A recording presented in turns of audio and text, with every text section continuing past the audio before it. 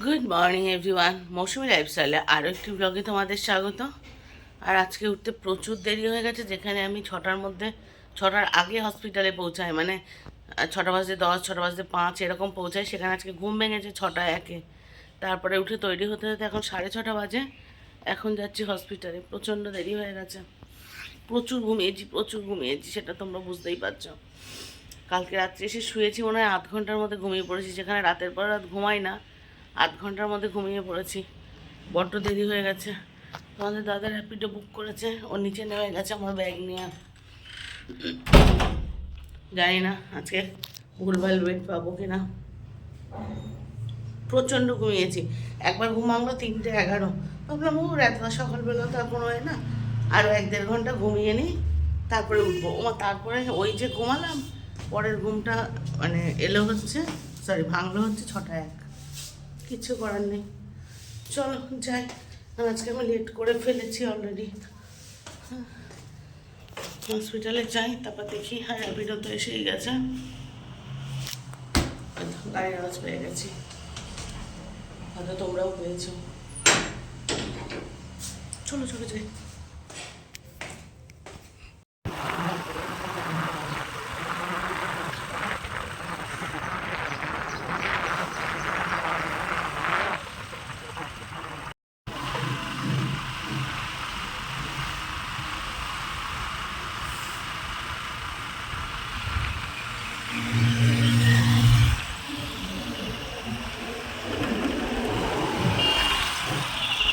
সেই সকালের পর থেকে আর কোনো ভিডিও করিনি। করবো কি, ডায়ালিসিস নিয়ে এসে খুব মাথা ঘুরছিল। ঠিক করে তো 2 দিন অতটা ভালো ঘুমায়নি, মাথা ঘুরছিল। দাঁড়াও, চাবিগুলো। এখন দুপুরে খেয়ে দিয়ে সেজে শুয়েছিলাম, আর এখন উঠলাম মিঠিকে আনতে যাব। উঠে চাটা খেয়েছি অবশ্যই। বাড়িতে কেউ নেই, তোমাদের দাদা গেছে রায়দিঘিতে। এক হাতে ক্যামেরা ধরে এক হাতে লক করছি, বোঝো অবস্থা। গা হাত পা কাঁপছে। মাম বলেছিল যে মা তোমায় যেতে হবে না, আমি গিয়ে নিয়ে আসবো। মেয়েটা কত দিকে করবে বলো। পড়াতে গেছে মাম, প্রথমে একটা বাড়িতে পড়িয়েছে, তারপরে এখন গেছে হচ্ছে কোচিংয়ে পড়াতে। তাহলে যাই, আমি আস্তে আস্তে যাই, গিয়ে মেয়েটাকে নিয়ে আসি। এবার দুপুরে ঘুমিয়েছি, ঘুম থেকে উঠে দেখি ওরা 2 বোন নেই। মাকে ফোন করলাম, বললাম আমি বুনুকে নাচের স্কুলে দিয়ে পড়াতে ঢুকে গেছি। মানে মিঠিকে রেডি করে নিয়ে মাম বেরিয়ে গেছে। তো এই আর হচ্ছে, এবার যাই আমি নিয়ে আসি মেয়েটাকে।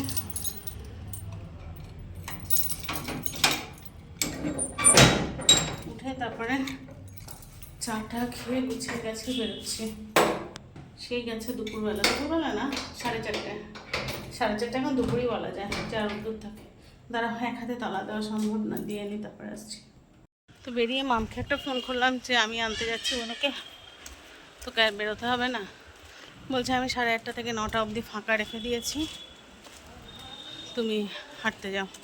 বললাম ঠিক আছে, আমি না হয় রাস্তা দিয়ে একটু হেঁটে বেড়াচ্ছি। আমি একটু আগেই বেরিয়েছিলাম, হেঁটে উঠে আনতে যাব।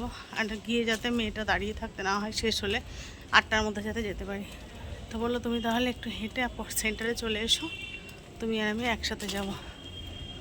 ঠিক আছে, ও যখন 8 ঘন্টা ফাঁকা রেখে দিয়েছে, যাই দুজনে মিলে একটু মা মেয়ে হেঁটে আসি। বলো যাই, আস্তে আস্তে একটু হাঁটি, খুব বেশি হাঁটবো না, খুব উইক লাগছে।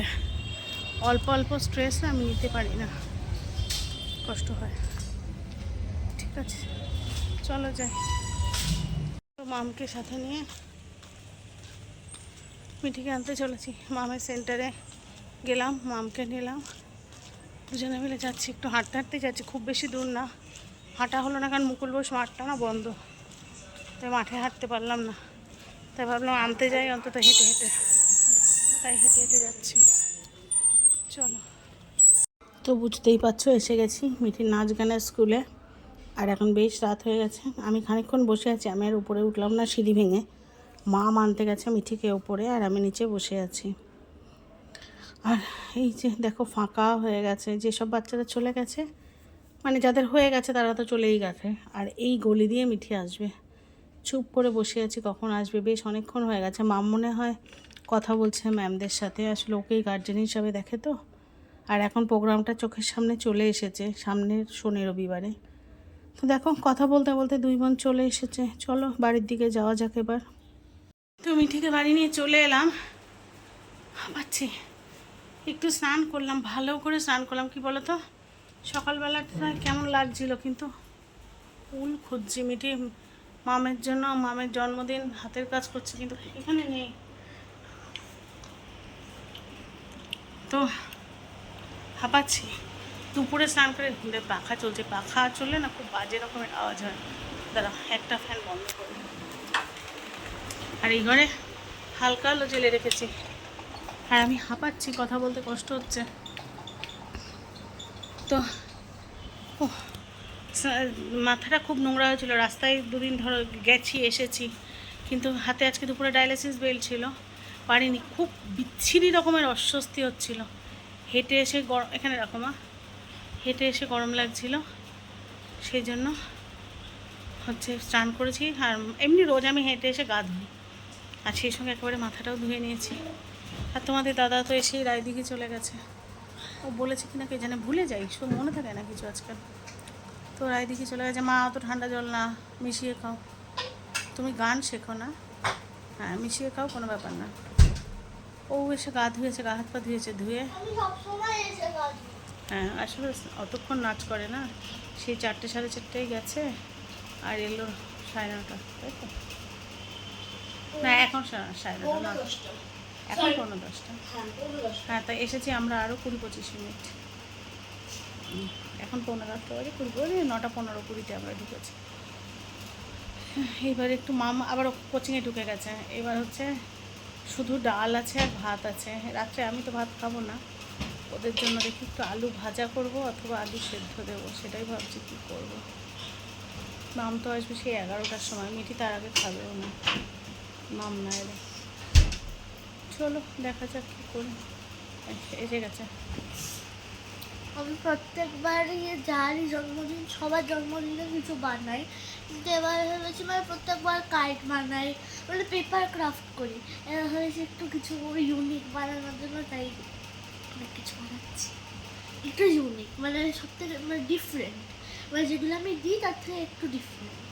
একটু ডিফারেন্ট বিবাহের জন্য তাই বানাচ্ছে। আর ও আচ্ছা, তোমরা জিজ্ঞাসা করছিলে, একটু বলে নিই। তোমরা জিজ্ঞাসা করছিলে, একজন বলেছ যে চৈতালিদি সম্ভবত, যে এই যে বললে কি গ্রামের লোকেরা অন্য রকম হয় বা কিছু, অথচ ওই যে দেখো একটা জায়গায় 10 জন মানুষ থাকলে একজন তো আলাদা হবেই না। এবার আমার ভাই যাদেরকে বলে তোমাদেরকে দেখিয়েছি, যারা আমার বাড়ি আসে, তারা তো ছোটো থেকে আমার বাড়ি আসে, তারা আমাদের ভালোবাসে, আলাদা রকমের সম্পর্ক। এবার আশেপাশের বাড়ি দেখছে এরা বাড়ি নেই, বাড়িটার উপরে যতটা উৎপাত করা যায়, যতটুকু ওদের নিজের জমির নোংরাগুলো পাশের জমিতে ফেলছে। সবার মেন্টালিটি তো সমান হয় না।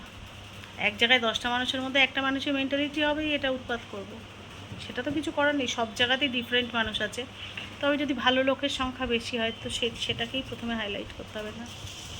সেই জন্যই বলেছি 1-2 জন, বিশেষত 2-3টে বাড়ি খুব উৎপাত করে বাড়ির উপরে, তার জন্য পুরো জায়গাটাকে তো আমি খারাপ বলে দিতে পারি না। না 3টে বাড়ির মানুষ ওর মধ্যে নোংরা ফেলছে, এঁটো ফেলছে, তার জন্য কি আমি পুরো জায়গাটাকে ধরে বদনাম করে দিতে পারি? এটা কখনো হয়? সেটা গ্রাম শহর যেখানেই হোক, তোমার শহরেও একটা জমি ফাঁকা পড়ে থাক না, দেখবে এসে 2 দিনের মধ্যে দেখবে তাতে নোংরা ফেলছে। মানে তার বাড়ির যত আবর্জনা, যে ওই ফাঁকা জায়গা আছে চলো ওখানেই ফেলি, এরা থাকে না, ফাঁকা আছে এখানেই ফেলি। তো এটা মানুষ টু মানুষ ভ্যারি করে, প্রত্যেকের মেন্টালিটির ওপর ডিপেন্ড করে। ঠিক সেরকমই হয়েছে। যাই হোক, একটু বসে নিই, তারপরে যাই কিছু আলু ভাজা করি বা আলু সেদ্ধ করি, যা করি কিছু তো করতে হবে। চল পরে আসছি আবার।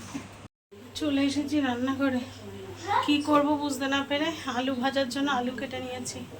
খুব ক্লান্তি লাগছে, খুব ডায়ালিসিস নেওয়ার দিনে এবার হাঁটা তো খুব কষ্ট হচ্ছে। কড়া বসিয়ে দিয়েছি, কোথায় হয়েছে, আলু ভাজবো। চলো কড়াই গরম হয়ে গেছে, তেল দিয়ে দিই।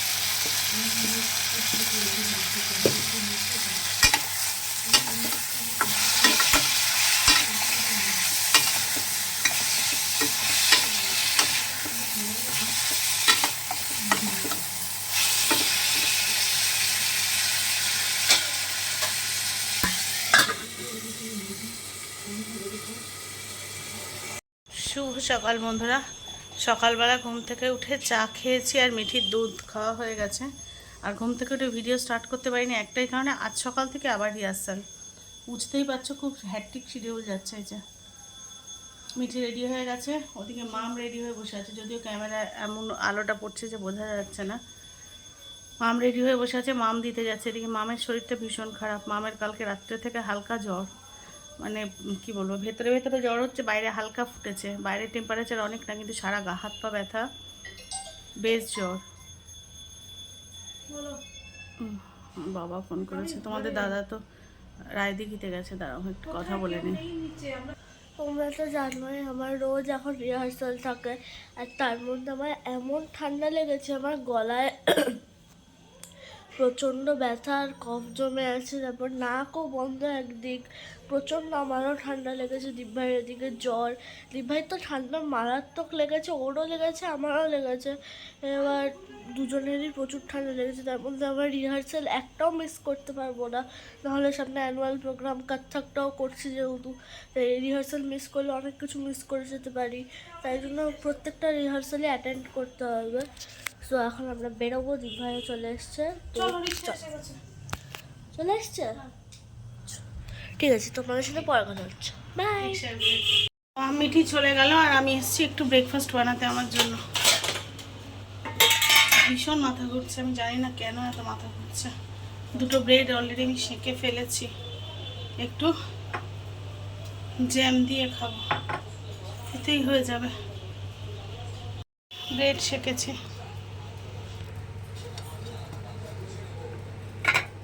চলো জ্যাম লাগিয়ে নিই, কারণ এক হাতে তো পারা যায় না করতে, মানে ভিডিও করাটা খুব অসুবিধা হয়। আগে করে দিয়ে আসছি। ব্রেড জ্যাম রেডি, চলো ফার্স্টটা করে নিই। খুব খিদে পেয়েছে, আর ওষুধগুলোও তো খেতে হবে না, চলো পরে আসছি আবার। ঘরে একেবারেই বাজার ছিল না, তোমাদের দাদা বাজার পাঠালো, ও ফোন করে বলে দিয়েছিল, দিয়ে গেছে অনলাইনে আর কি, বাজার করে দিয়েছে, করে এসে বাজার দিয়ে গেছে। কালকে বলেছি মামের জন্মদিন, তাই বললাম 5 ভাজার মতো সবজি লাগবে, আর চিকেন পাঠিয়েছে খানিকটা, আর হচ্ছে চিকেন করতে গেলে ঘরে একটু টমেটো ছিল না, তাই টমেটোটাও পাঠিয়েছে, আর কিছু সবজি, ব্যাস এইটুকুই। তো সেগুলোই এখন নিয়ে আস্তে আস্তে যতটুকু লাগবে নেব, কারণ আজকে আমায় কেটে কুটে রাখতে হবে, আর বাকিটা আমি এখন ফ্রিজে ঢুকিয়ে দেবো। এবার দেখো 2 প্যাকেট হচ্ছে পটল। আচ্ছা বলো তো, এখন এত পটল কে খাবে? বেশ খানিকটা পটল, ঢেঁড়স, কুমড়ো, ঝিঙে, আর হচ্ছে টমেটো। আর দেখবে উল্টো দিকের অবস্থা দেখো, মাম দেখো, এত বড় মেয়ে কে বলবে। আমি আম কাটছি, আর ওই যে আমাদের পুচকে সদস্য, যিনি ব্যাঙ্গালোর থেকে এসেছেন, বসে বসে 2 বোনে মিলে খেলছে। আর ভাবলাম চলো একটু পাকা আম কেটে দিই, গ্রাম থেকে যে পাকা আম এনেছিলাম না, সেই পাকা আম ওদের 2 বোনকে একটু কেটে দিলাম। তো বেশ মিষ্টি আমগুলো, ভীষণ মিষ্টি জানো তো। এদিকে রান্না বসিয়ে দিয়েছি, হ্যাঁ ইয়ে কাটছিলাম, কষ্ট হচ্ছিলো ঘামের মধ্যে তো, আর এই কাটাকুটির সময় তোমাদের আর শেয়ার করতে পারিনি। চলো, যেহেতু তোমাদের দাদা বাড়ি নেই, বুঝতেই পারছো, দাদা বাড়ি না থাকলে রান্না খুব সিম্পল হয়, যথারীতি তাই হবে। তো ওই গ্রাম থেকে এনেছিলাম না এই ছোট্ট ছোট্ট পটল, চলো দেখাই, ওগুলো কেটে ফেলেছি, কাটতে গিয়ে হাতটাও কেটেছি খানিক, তো দেখাই। এই যে পটলগুলো কেটে নাও, ভাজতে বসিয়েছি। এটা করব হচ্ছে, এই অল্প একটু পোস্ত বেটে রেখেছি, পোস্ত দিয়ে। আর এখানেই ছোট্ট বাটিতে ভাত বসিয়েছি, 3 জন মানুষ খাবো, কি হবে বলো বেশি, কি হবে বেশি। আর এদিকে মামকে দেবো একটু লাইম সোডা, মামের কষ্ট হচ্ছে, মামের শরীরটা ভালো নেই খুব একটা, ওর জন্য একটু লাইম সোডা দ্বারা সব গুছিয়ে নিই, তারপরে তোমাদের সাথে শেয়ার করছি। তো প্লেন লাইম সোডা বানাবো, আসলে বড্ড গরম তো, গরম থেকে এসেছে, ও এসে একটু বসেছিল, তখন শুধু পাকা আম খেয়েছে, একটু ডাবের জলও খেয়েছে, কিছুতেই খাবার খেতে চাইছে না জানো। এবার যে করে হোক এনার্জিটুকু তো দিতে হবে, তাই ভাবলাম একটু লাইম সোডা করে দিই। একটু ডাবের জল খেয়েছে, পাকা আম খেয়েছে, এগুলোই খেয়েছে। তো সেই জন্য চলে এসেছি, মানে ও মুখে কিছু ভালো লাগছে না, হালকা হালকা জ্বর তো, যেগুলো একটু মুখে ভালো লাগবে, তাই আমরা তাড়াতাড়ি রান্না করে নিই, যদি খাবারটা খেয়ে নিতে পারে। তো একটু লেবু তো দিতেই হবে, নাহলে মুখে টেস্ট আসবে না। আর ও যেটা একেবারেই টক পছন্দ করে না, তাই একটু চিনি তো দেবই অবশ্যই। আর জানো তো কী দিলাম এই দুটো, এটা হচ্ছে ওই হজমোলা, দুটো হজমোলা দিয়ে দিলাম। আর দেবো হচ্ছে এই যে হজমোলা, আর দেবো হচ্ছে একটু চিনি। তবে হ্যাঁ, অবশ্যই চিনি দেখলে তোমরা রেগে যাবে, কিন্তু আমরা কিন্তু ব্রাউন সুগারটাই খাই, তো সেই জন্য ওটা গুড় থেকে তৈরি, অতটাও ক্ষতি নেই। আর সোডাটা তো দিতেই হবে, আর একটু সোডার সাথে জল মেশাবো, নাহলে খুব স্ট্রং হয়ে যাবে। এটা প্লেন জল আর কি, ঠান্ডা জল, ঘর রোদ্দুর থেকে এসছে তো একটু ঠান্ডা জল দিয়ে একটু ঠান্ডা সোডা দিয়ে করলে ভালোই লাগবে। আর দিয়ে দেবো একটু চিনি। তো তোমাদের যেরকম বলছিলাম যে আমি কিন্তু এই যে দেখো আমরা হচ্ছে চিনি খাই, ওই ব্রাউন সুগারটা খাই। এটা মানে সাদা চিনির থেকে অন্তত ক্ষতিটা কিছুটা হলেও কম। যাই হোক, চলো এটা করে নিই, করে এবার। আর ওইটা দিয়েছি কেন বলো তো, একটু ওই হজমোলাটা দিলে বেশ একটু চটপটা টেস্ট হয়, তাহলে খেতে ভালো লাগবে। মুখে ভালো না লাগলে তো খাবে না, মিষ্টি মিষ্টি আর চটপটা। চলো হয়ে গেছে, মামকে দিই, দিয়ে আবার আমি রান্নাঘরে ফিরি, দুপুরে রান্না তো বাকি। তো মামকে ওটা দিলাম, আর এদিকে দেখি ভাত ফুট ধরে গেছে, বন্ধ করে নিই আগে। আর এদিকে পোস্তটা অ্যাড করতে হবে, চলো।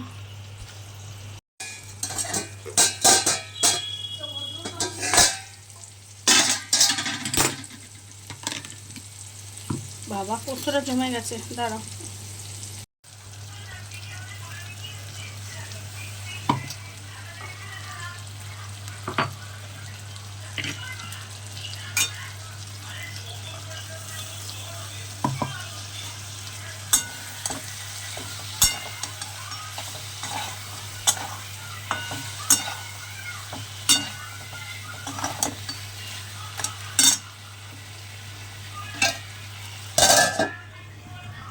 ভাতটা বন্ধ করে দিলাম, আর পোস্তটাও সিমে দিয়েছি। এই ঘরটা বড্ড গরম, চলো এই ঘরে বসে একটু কথা বলি। এই ঘরটা অন্ধকার হয়ে থাকে, আমাদের ঘরটা ঠান্ডা রাখার জন্য এই ব্যবস্থাটা করি। তো এবার ব্লগটা এডিট করব, করে পোস্ট করব। ওমা, হ্যাপি হ্যাপি কাজ করি, গরমের মধ্যে কিছু করার নেই। তবে তার মধ্যে এই তোমাদের জানাই, ঘরের মধ্যে আছি তো, মাম তো নেই, কালকে মামের জন্মদিন, এদিকে সকালে ডায়ালিসিস, কী হবে আমি কিচ্ছু জানি না। একবেলা অন্তত ওদেরকে নিজের হাতে রান্না করে তো খাওয়াবো বলো। তো মাম তো কিছু করতে চায় না, কিন্তু ভিডিওতে তোমরা যে ছোট্ট তিতলিকে দেখলে, সেই তিতলিটা বাদ দিয়ে করে শান্তি পাবো না। তাই ছোট্ট তিতলি অবশ্যই ওর বদ্দিভাইয়ের জন্মদিনে থাকবে। এই ঘরোয়াভাবে মামকে একটু রান্না করে আমি দেওয়ার চেষ্টা করব, তবে সেটা অবশ্যই রাত্রেবেলা। কিন্তু দুপুরবেলা মেয়েটাকে কী দেবো আমি জানি না।